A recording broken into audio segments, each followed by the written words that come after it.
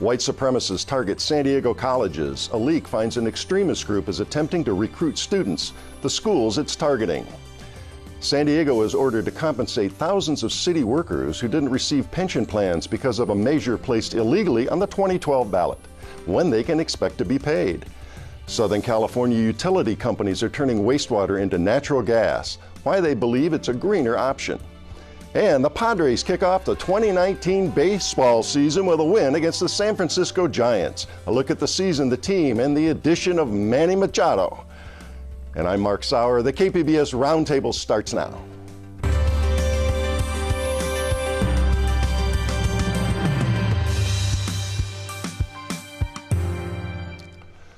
Welcome to our discussion of the week's top stories. I'm Mark Sauer, and joining me at the KPBS Roundtable today, reporters Andrew Dyer and David Garrick from the San Diego Union Tribune, sports writer and author Jay Paris, and reporter Priya Sridhar of KPBS News. Well, a white supremacist group known for its part in the deadly Unite the Right rally in Charlottesville is apparently trying to indoctrinate students on San Diego college campuses. That's according to a recent leak of more than 200,000 online chat logs. A related story is an arson attack at a mosque in Escondido. The fire in the wee hours was quickly extinguished. The suspected arsonist left graffiti referencing the recent shootings at two mosques in Christchurch, New Zealand. That left dozens dead. It's being investigated as a hate crime. And Andrew, let's start with the white supremacist story. Who's this group and what specifically are they doing on these local campuses? Identity Europa, they call themselves an identitarian group, but it's really just another name for the same white supremacy thinking that we've seen it elsewhere. They began in the spring of 2016, and that fall the first flyers appeared at San Diego State, and has been a recurring theme with the group since then. And the flyers and banners, what do they say specifically? They're kind of vague, a lot of classical sculpture. Some of them say slogans like "It's okay to be white." It's all kind of a veneered, kind of vague version of their philosophy. Right, and that was a really interesting part of your story. Your story has the whistleblowers. They exposed more than 200,000 online chat logs that kind of tell a far different story than what you're saying these benign banners would tell. Right, so the group would communicate on a website called Discord, which is mainly targeted to the gaming community, but they would use Discord to communicate, and they kind of felt free to talk openly. Now their leader would tell them, you know, you can't use racial slurs, and he'd try to tamp down some of the overt racism, but it didn't work. There's a lot of nasty stuff in there. All right. And the Anti-Defamation League, they charted white supremacist actions on U.S. campuses in 2018. What did they find regarding this? Well, they found about over 300 incidents of flyerings at campuses across the country. Such as we're describing here, yeah. Yes. Of over 300, about 2/3 of them were attributed to Identity Europa. Okay, so this group has been very involved across the country, not just in San Diego. Yes. And now, what did the local CEO of the group, you interviewed him back and forth quite a bit for this story. Who is he, and what does he have to say about this? Patrick Casey took over the group after the fallout from the violence in Charlottesville. He is a 2016 graduate of San Diego State. He began leading Identity Europa at the end of 2017. He says that they're not a hate group and that it's just about protecting white identity. But whenever I asked him more probing questions, he kind of shut down and he would not answer to anything specific that I brought him from the chat logs.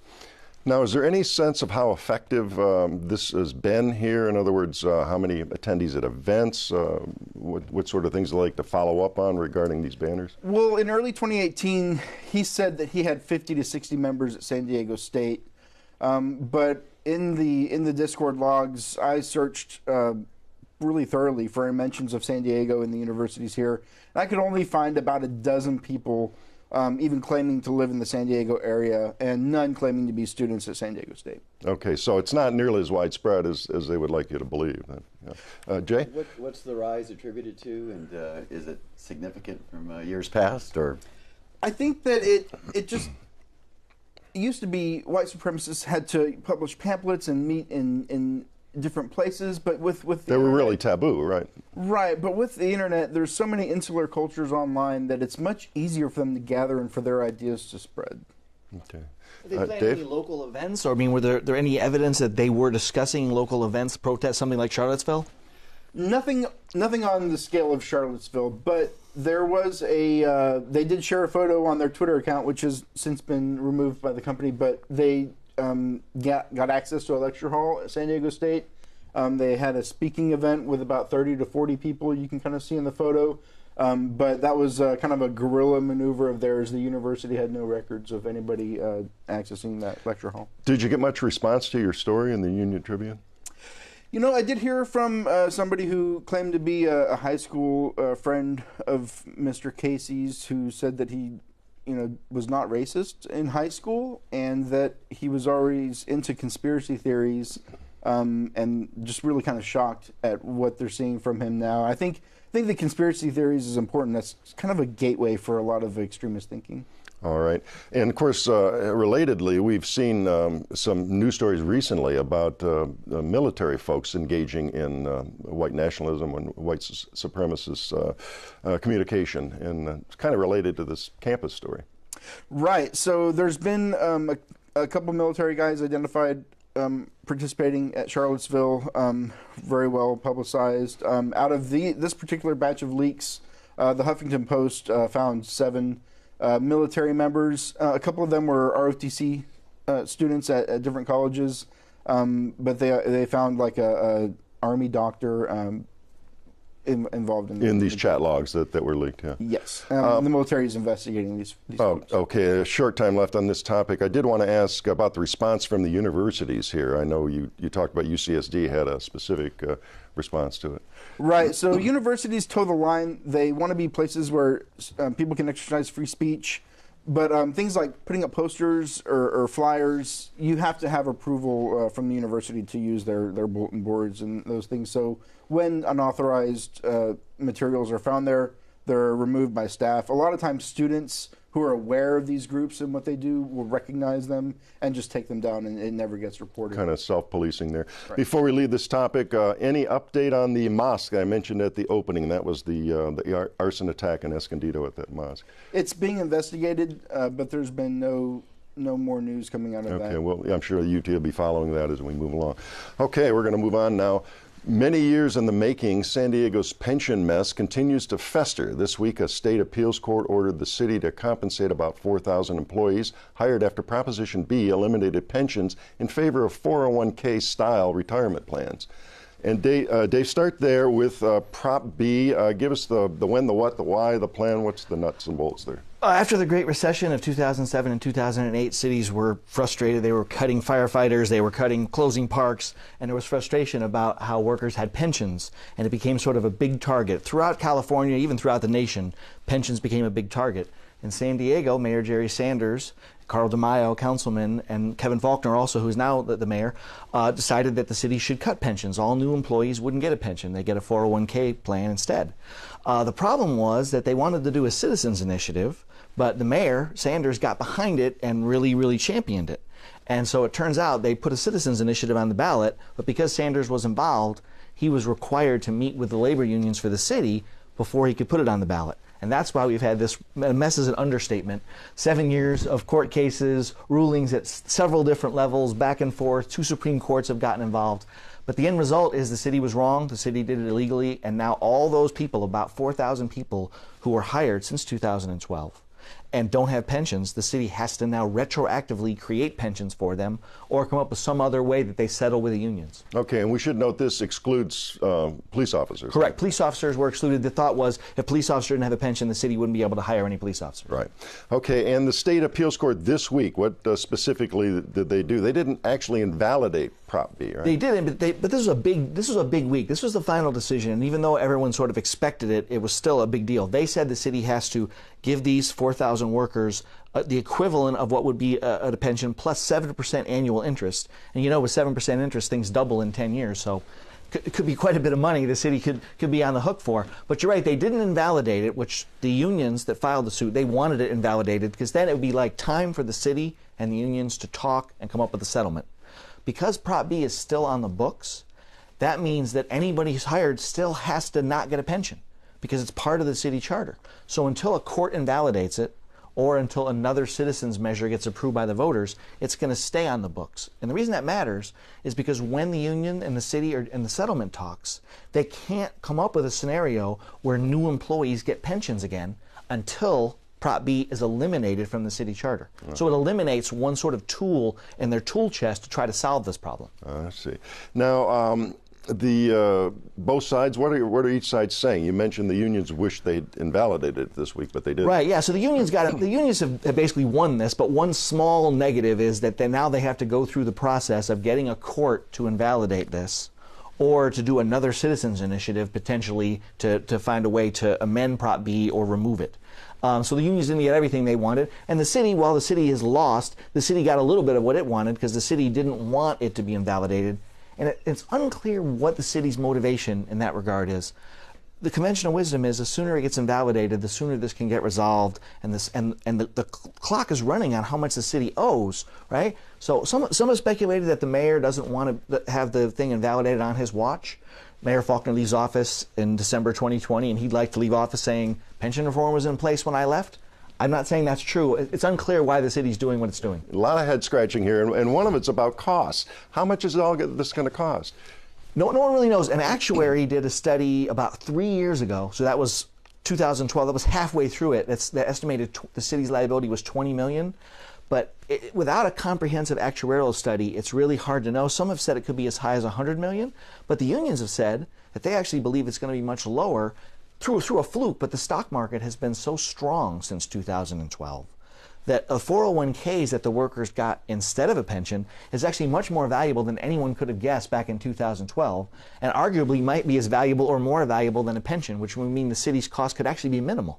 And would the 401k stay, or would it revert to a pension plan or a dual plan? The ruling says that the city has the power to take whatever those 401ks are worth and use it to try to, as part of its compensation, right? But everyone seems to think what's going to happen is that the city and the unions are going to get down and come up with a settlement that makes sense, that's not as complicated as this one is. So all those things are on the table, and we'll have to see how it turns out. All right, and how long might it take to get all this resolved?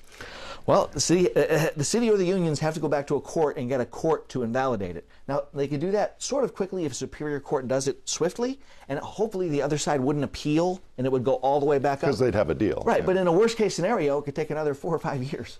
Really? Well, if everyone keeps appealing, if one side wins the first round and the other side appeals, and then they keep appealing all the way like this went, wow. This is 7 years. All right, short time left in this segment. For good measure, there was also an attempt to draw the U.S. Supreme Court in. I know that you mentioned the California Supreme Court has gotten into this. Yeah, the city's last-ditch Hail Mary attempt was to say, hey, maybe Jerry Sanders, the mayor's free speech rights were violated, saying that he can't do his citizens initiative as the mayor. They asked the U.S. Supreme Court to consider it, but about 2 weeks ago, the U.S. Supreme Court, without comment, just said, we're not interested. Okay, so it's back to the local level. Got to be solved here. Got to sit down and have some sort of deal. And presumably they're going to start negotiating that as we go along. That's what everyone thinks. All right. We'll be watching for more stories on this. I don't know if we've heard the last of this one. All right, we are going to move on. SDG&E is touting a new process to harvest and use methane gas produced by wastewater. Methane is 30 times more potent than carbon dioxide as a greenhouse gas.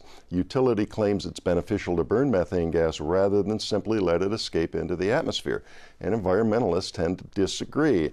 And Priya, your story lays it out very nicely at the beginning, so we're going to play a part of that and get a bite from the folks who explain this for us.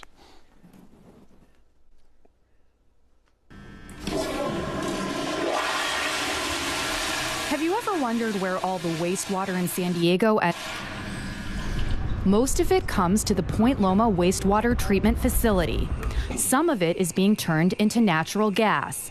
When organic materials like waste decompose, they produce methane. That methane is then purified and can be used like traditional gas to heat homes, fuel vehicles, and for cooking. This is using a product that would ordinarily be wasted. Frank Masinek is with Biofuels, the company that turns the wastewater into gas. It's sludge being contributed every day, so it's renewable in that regard. So this gas is being produced, treated, and used where it would otherwise really be going into the atmosphere and being wasted. All right, and you handled that rather delicately considering what we're talking about here. Now, Yes. to start with this process, how do they actually get this methane gas? So SDG&E isn't doing it yet. They've actually proposed it to the California Public Utilities Commission, and they're hoping for approval. But what they want to do is essentially what we heard Frank talk about with biofuels, which is harness the methane that comes from waste sources like cow manure on dairy farms or from landfills or wastewater treatment facilities and turn that methane, purify it, and turn it into regular gas. Okay, and it's been done elsewhere and it's worked elsewhere? Yeah, so currently Vermont is one of the only areas in the country that's actually doing it. Southern California would actually be the second place to do this, potentially. All right, and once it's purified, it just goes into the pipeline and mixes with natural Exactly, gas? so they would be using the same infrastructure that SDG&E already has with the pipeline, and it's just like traditional fracked gas. The only difference is the source of where it's coming from. All right, and SDG&E, they're pretty excited about this. How do they characterize what this is? Yeah, so they think it's a more environmentally friendly option than just letting that methane go into the atmosphere and be wasted. They are saying that essentially if they harness it, they can use it for their consumers. And as you mentioned in the intro, methane is 30 times more potent than carbon dioxide, so it's a big contributor to global warming. Yeah, big greenhouse gas. Exactly. Really nasty stuff. Now, but if we're burning this gas and turning it and mixing it in, it's essentially we're burning another fossil fuel, right? And yeah, and that's what environmentalists would argue. I spoke with Rachel Golden from the Sierra Club, and she essentially said that this is just as dangerous as traditional fracked gas, that the same dangers are potentially there as far as leakage coming from pipes. So her argument is that that should be harnessed and disposed of and not used just like regular gas. now, if you can capture this methane, then obviously instead of burning it, you could capture it and do something else with it. A lot of it is, Joe, just burned right now, right, at various And that's her argument, is that we need to have diversion programs for landfills and make dairy farms more sustainable, and that this isn't a very good long-term option. And there's also questions about how much we could get here in California. There's a lot of environmentalists who say that we actually would have to get it from other states. And let's talk a little bit about her point and the environmental movement's point about electrification. The whole idea that, well, natural gas is cleaner than coal, certainly, but it's still a fossil fuel and it's still causing greenhouse gas emissions here. What about electrification? Now we can get into the method of turbines for wind and solar. That technology exists right now, and that's more of a long-term solution, and that's more environmentally friendly, and it's better for consumers overall. So she said the gas industry is proposing this option because they want consumers to continue to be dependent on the gas industry, but it's not necessarily the best option for the environment. So her idea is to push for electrification, and then we can get true, clean alternative sources of fuel like solar and wind. Exactly, yeah. And again, that this is something that SoCalGas and SDG&E are proposing because they want everyone to continue staying with gas. Okay. What are the Dave? prospects for the CPUC to approve it, and might the opposition of environmentalists play a role in that decision? I mean, potentially it could. It's kind of unclear right now because this is so sort of revolutionary, but there aren't a lot of companies across the country that are even doing this right now, which is another argument that the environmentalists make, is that there isn't the infrastructure there. But that is also what SDG&E and SoCalGas are hoping to do. They're hoping to show the state that there is a demand for this kind of gas and potentially build more infrastructure and help fund those companies that do this process, like biofuels. Do you have any idea when the state will make a decision? They're hoping by next year it could be available to consumers, and they don't know exactly what the rates are going to be yet because it really depends on what kind of demand they see. Yeah, last question, the cost, is it more costly to get this compared with natural gas? Or So is it is, and so you might wonder why SDG&E would propose something like this, but they actually get fined by the state based on their greenhouse gas emissions. So this is one way for them to do something greener and show that they're working to combat global warming. All right, well, we'll see what happens when state rules on that and if it comes online as we go forward. Well, we're going to move on. And life begins on opening day. Dreams are reborn. The smack of the bat, the roar of the crowd, springtime in the air. Yeah. For fans of other teams, maybe, but not for the Padres. Not the San Diego club who's made the postseason a lousy 5 times in 50 years. But wait, it's Mandiego this year. We got a bona fide superstar at third base, a slugger with a swagger, $300 million a season. I'm sorry, $30 million a season, $300 million overall, Jay. A savior. We got Manny. Tell us about Manny. Who is this guy? Manny Machado, third baseman, 4-time All-Star, 2-time Gold Glove. A premier player in the prime of his career, and it's one thing to get a free agent and to pay that kind of Mark Sauer money that he's getting, but to get him in the prime, that's really something. And yesterday was a lot more than a baseball game. I mean, there was a buzz down there, and that was before people started drinking the $14 beers. I mean, which they named after him, right? There's Manny named beer now. Beer. So it was baseball, but I think it was also a kick in the britches, if you will, for San Diego sports fans. I mean, after the Chargers left, there's been a big void here. Let's admit it. Yes, the minor league teams have filtered through, but that San Diego fan base really thought they got hit in the stomach when the Chargers left. Padres, about 2 weeks ago, the opening day, had zero buzz. It was just going to be another losing Padres season, and they were going to build again. But with Manny, with Fernando Tatis coming aboard, the biggest arrival since. No, the young shortstop. Right, the young shortstop who's, not since Juan Cabrillo came in 1542, has somebody been so happy to see a guy roll into San Diego. Well, maybe Tony Gwynn when he rolled in. Yeah, I got you. So Tatis and Machado, it was a different vibe down there yesterday. Okay. Now, this contract, how does this monster contract compare with other monster signings in the offseason? It's not quite as big as Mike Trout's extension, which was north of $400 million, and Bryce Harper. That's with the Angels, with the Angels, and Bryce Harper with the Philadelphia Phillies got $330 million. So Machado's, he's not at the top of the neighborhood. But he's in the neighborhood. He's in a pretty good neighborhood, and it's not a fixer-upper either. And let's talk a little bit about, historically, there's been a lot of these big signings and big contracts here. Right. We've got one here now.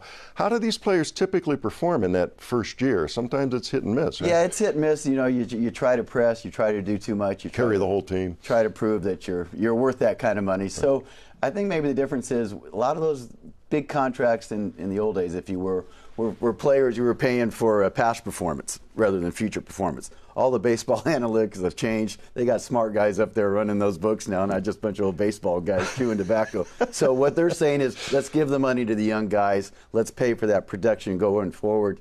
The key is you got to pick the right guy. They think they have it. Yeah. Dave? San Diego doesn't typically sign big-name free agents that often. Why was this year different? I think people were tired of losing. I think Ron Fowler and Peter Seidler, they saw 8 straight losing seasons. They saw a playoff team. And they were boring. Yeah, they're boring. Young and boring.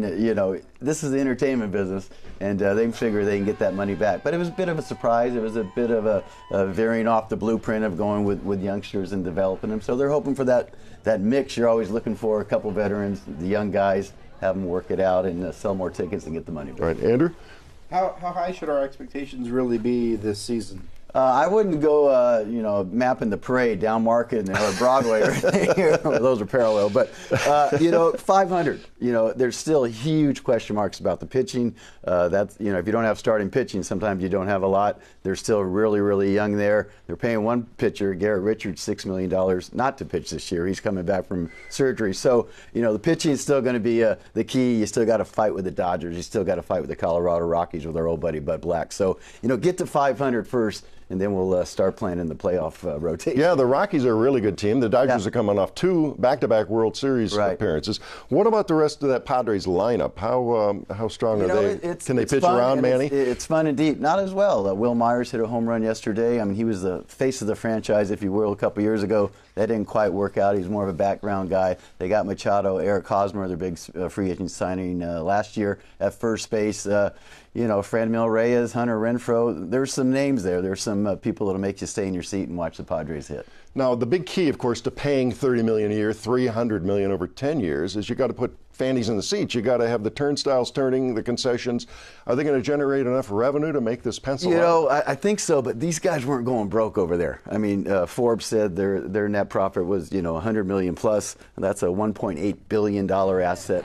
I mean, they're not pinching pennies, obviously, by giving Machado that money, but there's a pretty good stack of money over there. But you're right, and I think too Machado with the Hispanic and Latino population here to have a Hispanic star, I think that's going to be the key. But they really like this Reyes kid, and Reyes had a bigger hand yesterday than Manny Machado. Yeah. Now he's here for 10 years. Right. They have some promising folks, young kids in the minors and all. Right. He's not even into his prime yet. Can they hope those minor league players develop and catch up to him? And absolutely. They're contender in a they're couple not of too years far away. The position players are almost already here. It's more the pitching's about a year behind. They're hoping Machado can be that bridge to this new generation of stars. They're also hoping he's a big influence with the many Latino players, the Dominican Republicans, and the guys that are in that clubhouse already, that he can show the way. Now, he's a villain everywhere else because, he said he didn't want to hustle all the time, and there was some shaky play there during the playoffs with him running down to first base. So San Diego's really never had a villain. We're the nice guys, so that'll be interesting to see how that plays out. All right, we're about out of time, but Gotcha. we're certainly anxious to see how this plays out, and a lot of us will be going to the ballpark maybe more often and see it in person than we have in recent years. See you there, Mark. All right, thanks, Jay. Well, that does wrap up another week of stories at the KPBS Roundtable. I'd like to thank my guests, Andrew Dyer and David Garrick from the San Diego Union Tribune, sports writer and author Jay Paris, and Priya Sridhar of KPBS News. And a reminder, all the stories we discussed today are available on our website, kpbs.org. Thanks for joining us today on the Roundtable, and get out and see those Padres.